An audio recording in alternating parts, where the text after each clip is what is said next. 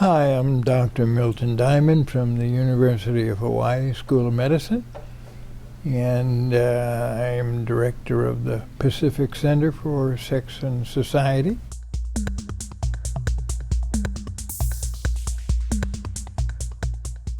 Nature, when it makes its products, whichever they are, either human beings or animals or plants or whatever, makes them in many different forms. And in fact, we wouldn't have evolution if that didn't happen. So nature loves variety. The problem is, it's unfortunate that many societies don't like variety. They want everybody to be the same. They want everybody to think the same and have the same religion, have the same thoughts and same, well, I think that wouldn't be reality. I mean, it's reality for the society that they want things the same. It's not the same for nature. Nature wants variety, and that's the way it progresses.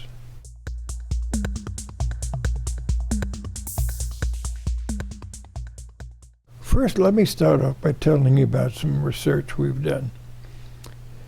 We've done research on individuals. Early on, some years ago, I did, with some colleagues, did research on homosexuals. And we asked individuals that were homosexual, twins, these are twins, I should say, and we asked them to tell us if they and their brother or sister were also homosexual or heterosexual.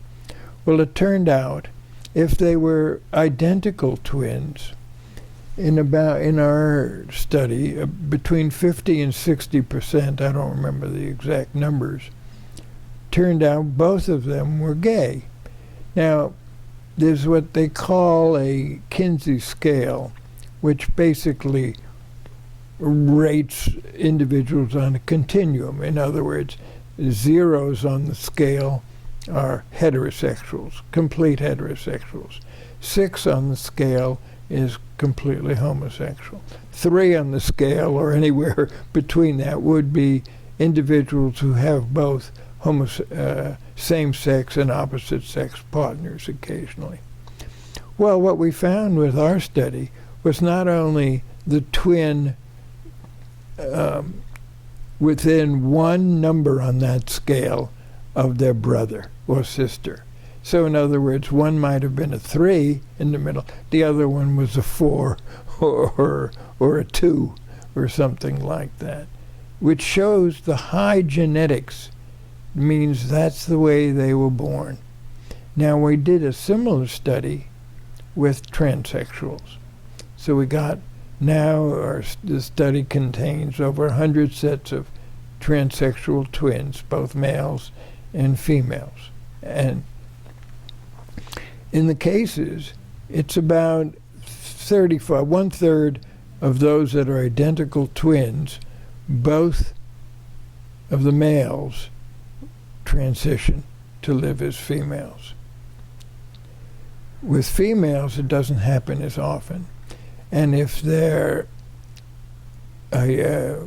fraternal twins, it happens almost never, almost zero. Again, showing the high effect of the way they were born, the genetics that's involved. Now, we're doing a current study now with a colleague, Nancy Siegel. We're studying a set of twins where they were reared apart, and both of them transitioned. Again, now that's got to be genetics, because no family raises their kid to transition. No family wants their daughter or son to switch over. But these individuals, following their own life biases, have changed. And they did this independently of each other. In fact, living in different countries.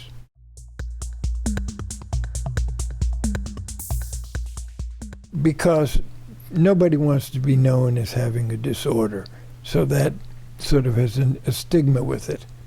So the new term will be used is gender identity dysphoria, which is supposed to mean that the individual is uncomfortable with their situation, and that discomfort leads to the dysphoria, or is manifest by the dysphoria. For many of the transsexuals, they call it euphoria.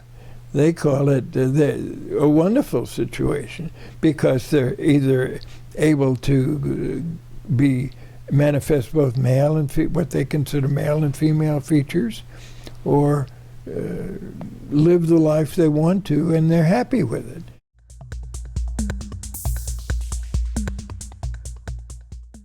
Many people are aware that they have features which society tells them are of their opposite gender. So somebody may be so-called rough and outdoorsy and love very masculine things, but also love things like flowers or art, which is considered feminine in our Western society. Or on the other hand, somebody could be a woman who loves children and loves to take care of them, but also wants to be a professional boxer. So that individuals can have many so-called male or female traits within their own complexion, their own life.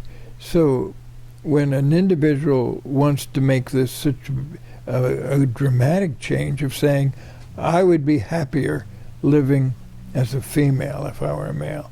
If I want to live as a female, that would make me happier. I want the world to react to me as a female. Well, that's a transsexual. Well, vice versa. The female who says, I want to be a male. My feelings are more like males. My interests are more like males. I think more like males. I would be more comfortable as a male. That's the transsexual.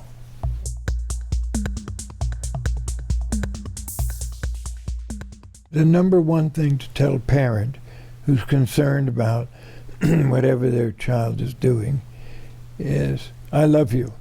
That's the first thing. And find out why the individual, or try to understand what the individual is doing. If the girl picks up the Tonka truck and prefers that to the Barbie doll, that means she's getting some pleasure out of that. And you as a parent ought to feel good that your daughter is getting some pleasure out of this.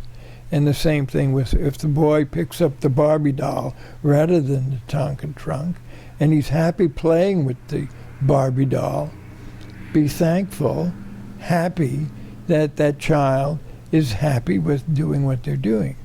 But if you're a real parent and doing parenting, you're also, I know, concerned with how that child will be treated by society. Will that child be bullied because he or she is different? Will that child be able to get a job? Will that child be able to be accepted in the religion, whatever it is? And those are the things the true parent, the real parent, should be worried about. How can they help that child get along in life? If you're the individual themselves and you're a teenager, there's an expression that you hear among the gay groups, things will be better. And they generally are getting better. More and more society is learning to be accepting of differences. And if you're proud of yourself, be confident in yourself and do the best you can in whatever you decide to do in life. People will come to respect you for it and accept you for it and accept you for yourself. Nature loves variety, and being different is not something to be ashamed of. Being different may be something to be proud of. And even though society doesn't always agree to that, be confident in yourself and good luck.